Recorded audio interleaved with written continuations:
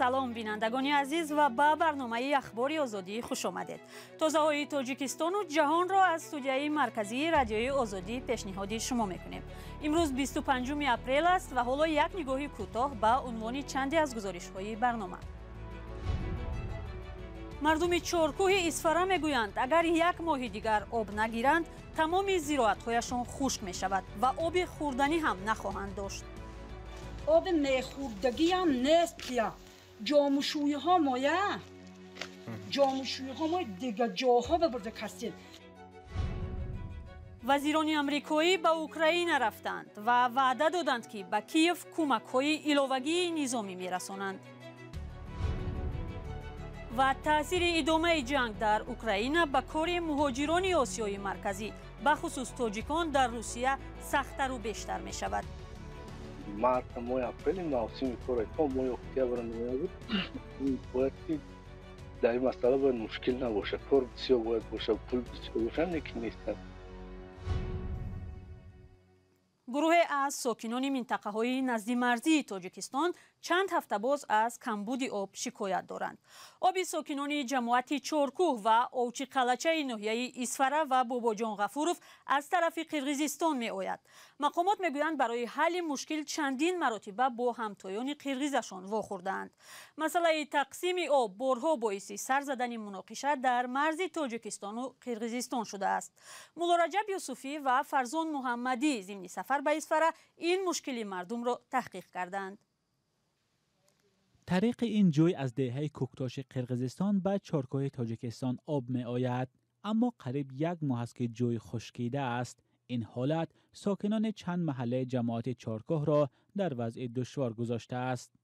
هر سال مثلا همین 2 ماه خوش میشد، دیگه همین خوش میشدن با وقتشنده یک هفته به یه بار اونده میشه. آب عموما ما آب تنقیص نمیکشیم. من تمام یکی نوع کاتشکی من زردالمش خوشیده میبره دیگه. یک ماه دیگه آب نمیاد، هوا گرم شده دیگه. این نمیدونم این چوکلش یکونه میده. همه حق همسایه گره یک هفته میداره. حق همسایه ها گیرن یک هفته میداره. همسایه ها اونده همه میگیره. امید یک گروه از ساکنان چارکوه حالا این حوضها هستند. رئیس محله عباد فیض‌الله میگوید آب این حوض فقط برای چند روز دیگر میرسد. یکم تو مال ما همه حوض خانه ها ما یگان تا کبوتی نیاخلا. آب میخوردگی هم نیست که جاموشویی ها مایه جاموشویی ها مایه دیگه جاها ببرده کسید. من گلهمی و حولم نشان تیم چرکش یک وجه پریمشتگی. مشکل تامین آب فعلا در محله های عباد فیض‌الله، بوستان، لنگر و لنگر دشت جماعت چارکوه به نظر می رسد. در این محله ها بیشتر از 10,000 اهالی زندگی می کند. عین همین مشکل در جماعت اوچی قلچه ناحیه باباجان غفوروف هم وجود دارد. آبی همه این دهه ها از قرغیزستان می آید. مقامات قرغیز تا حال در این باره واکنش نکردند. جانب تاجیکستان می گوید برای حل مشکل با همسایه کشور گفتگو دارند.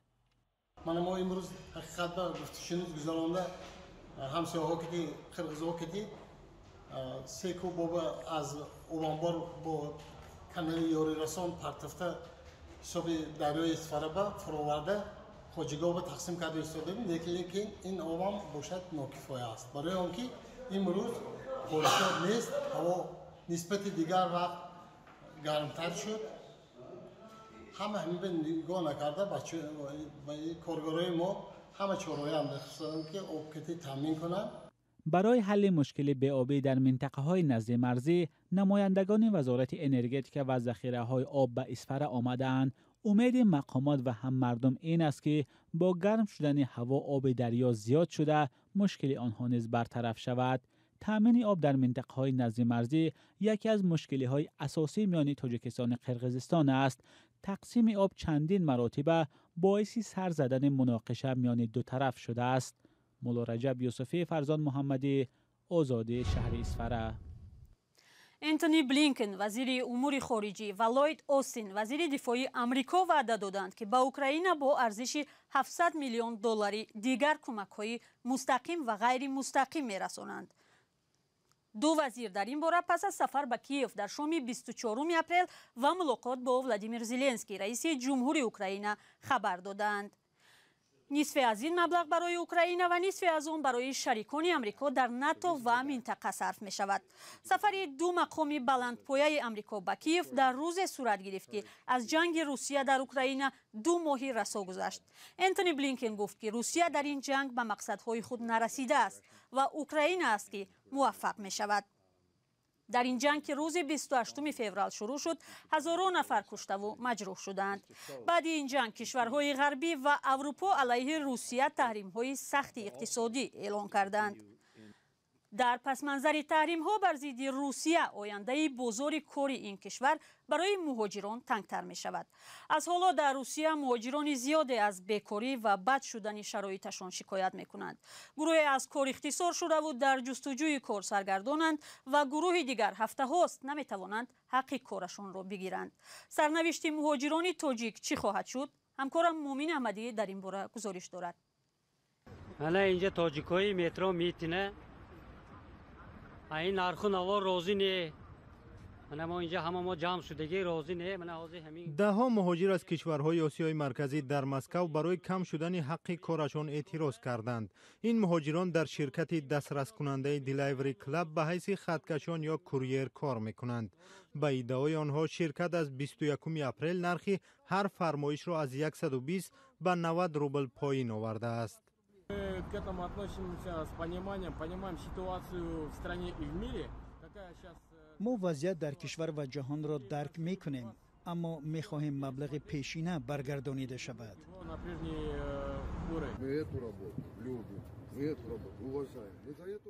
شرکت در پاسخ به ناراضگی مهاجران گفته است از بس که میزاج و فرمایش کم شده است، آنها با هر راه دیگر کوشش دارند درآمد کوریرها را نگه دارند. تقریبا در 2 ماه اخیر شکایت مهاجران در روسیه از کم شدن معاش، سری وقت نگرفتن حق کار و بیکار ماندن زیاد شده است.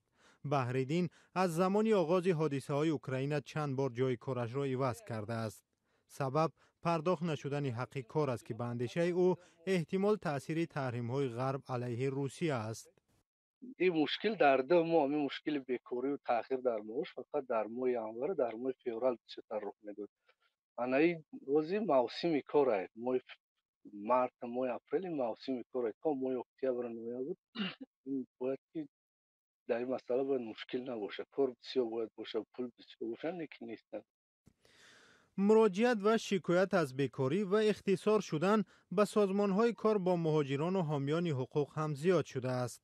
اکثریت مهاجران حاضر بیکار ماندن و بسیار از خودتایی که برای ما زنگ زده جای کار میپرسند.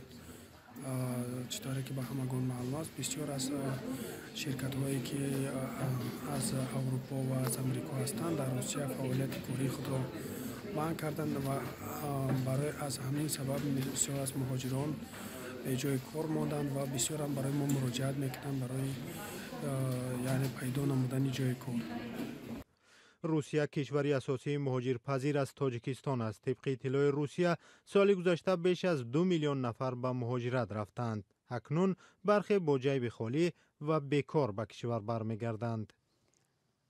برنامه را با گزارش‌های دیگر پی می‌گیریم. در یک ناحیه ولایت قندهار افغانستان در گذشته بازار افیون در یک هفته 2 روز برگزار می‌شد. حالا در آن همه روزه افیون خرید و فروش می‌شود. طالبان اول وعده دادند کشتزارهای کوکنار را محو می‌کنند، اما بعداً گفتند به سبب بحران سخت اقتصادی به کوکنار پروران دست نمی‌رسانند. گزارش صدای آمریکا از یک بازار فروش کوکنار در افغانستان را کیومرثی عطا پیشنهاد می‌کند. بازار فروش تریاک در جنوب افغانستان. ساکنان دهه حفظ مدد در ناحیه ژره قندهار اینجا به تجارت شیره کوکنار مشغولند. خوشحالی در چهره های روزگار دیدهشان هم از دریافت پولی ناچیزی است که از فروش افیون به دست می آورند. ظاهراً تریاک سرچشمه اصلی درآمد عائله های آنهاست. کوکناری که کشت می شود همین مردم فقیر تخمیان را قرض گرفته کشت می کنند. اگر این کار نباشد کودکانشون از گرسنگی می میرند. حالا هیچ کس برای کسی دیگر یک افغانی هم قرض نمی دهد. افیون و یا شیره کوکنار سال هاست که از همین کشتزارها جمع آوری و در بازار حفظ مدد به فروش گذاشته می شود. ژرای از ناحیه‌هایی است که امسال در آن کشت کوکنار بیشتر شد. اما دهقان‌ها میگویند که خشکسالی حاصل کوکنار را کم کرده است. بدون این چیزی دیگری حاصل نداریم. امسال آب نبود. امسال حاصل کمتر شد. قشاقی بیش از هر وقت دیگر پیر و جوان را به این زمین ها کشانده است، حتی از ولایت های دیگر. ما حدود 6 ماه منتظر اینجا بودیم. پول نیست، همه جوانان بیکارند. ما برای نیش زدن این همه مدت انتظار شدیم. حالا به کار مصروف هستیم. فعلا بسیار خوش هستیم. تمام جوانان مصروف کارند و کار خوب است. کاری که طعم و لذت آن در کامها زودگذر است، دار و ندار نسل‌های امروز و فردا را برباد می‌دهد. چند پیش ملا هیبت الله رهبر طالبان دستور داد که کشت کوکنار در افغانستان منع شود، دستوری که دهقانان را وادار خواهد کرد به فکر کشت زراعت دیگری باشند. ترکیه از لحاظ کشتار زنان یکی از نشاندادهای بدترین را در اروپا صاحب است. یکی از گروه‌های معروفی که با این ظهورات مبارزه می‌برد، ما به کشتار زنان خاتمه می‌بخشیم نام دارد. اما شاید این گروه را به زودی بندند که ممکن است باعث خشم و اعتراضها در ترکیه شود. شهلای گلخواجه تفصیلاتی بیشتر دارد. اعتراضگران در استانبول عکس‌های زنان کشته شده را در دست دارند که بیشتری آنها را دوست پسر و یا شوهرانشان به قتل رساندند. گروه ما به کشتار زنان خاتمه می‌بخشیم در صف پیش این تظاهرات و تشبس‌های دیگری قرار دارد تا اینکه مشکلات مذکور در سطح سیاسی بررسی شود. اما حالا این گروه برای بقای خود مبارزه می‌برد، چون که از جانب حکومت طبق کودکس شهروندی ترکیه با پایمال کردن ارزش‌های اولیوی و اخلاق اولیوی عیبدار می‌گردد.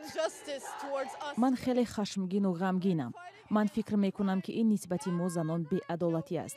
ما با جنایتکاری مبارزه می‌بریم و حکومت ما را دستگیری نمی‌کند. گروه مذکور در ترکیه و خارج از آن برای راه اندازی معرکه‌هایش و شرمسار کردن مقامات توصیف می شود که به گفته فعالان در حفظ زنان ناکامند. همچنین آن به خانواده‌های قربانیان که در تلاش دریافت جبران می باشند یاری حقوقی می رساند. ولی پرونده‌ای که دادستانی باز کرده است می تواند باعث بسته شدن گروه گردد. این بسیار ترسناک است. ما حتی درباره آن که اگر گروه همان را بندند چی می شود حرف نمیزنیم. ما برای حفظ گروه همان مبارزه میبریم. برخی تحلیلگران این قضیه را تلاش رئیس جمهور رجب طیب اردوغان برای تحکیم سیاست محافظه‌کاری خود می‌دانند. حکومت این اتهام را رد می‌کند. اردوغان ترکیه را از کنونسیون استانبول، نخستین پیمان بین‌المللی که هدفش حفظ زنان از خشونت است، خارج کرد و گفت که آن ارزش‌های اولوی را نقض می‌کند. سال جاری در گزارش سالانه وزارت امور خارجه آمریکا عاید حقوق بشر از وضع بد ترکیه در مورد خشونت علیه زنان تاکید شده است. سازمان‌های مدافع حقوق بشر از اقدامات ترکیه بر ضد گروه انتقاد کردند. گروه مذکور در بلند برداشتن سطح آگاهی جامعه درباره مشکلات موجوده در بسیاری از مناطق مختلف کشور کامیاب بود و چنین به نظر می رسد که کوشش بستنشان یک نوع انتقام علیه آنها برای موفقیتشان می باشد. نزدیکان زنان کشته شده از قوی ترین جانبداران این گروه بوده وعده دادند که از آنها پشتیبانی میکنند. وقتی که آنها پلتفرم زیرین را هدف قرار میدهند، این به معنی است که ما را هدف قرار میدهند. آنها بار دیگر به زخمای ما ناخن زدند. در پایان تظاهرات نام کشته شده ها اعلام گردید و ظاهراً در آینده نیز به این رویخط دهشتبار اسم‌های نو وارد می‌شوند. ولی چون حکومت برای بستن گروه ما به کشتار زنان خاتمه می‌بخشیم کوشش به خرج می‌دهد، احتمالاً فعالان گروه دیگر امکان طلب عدالت را برای قربانیان نخواهند داشت. سپاس از شما بیننده عزیز که تا این لحظه برنامه با ما بودید. خدا نگهدارتان.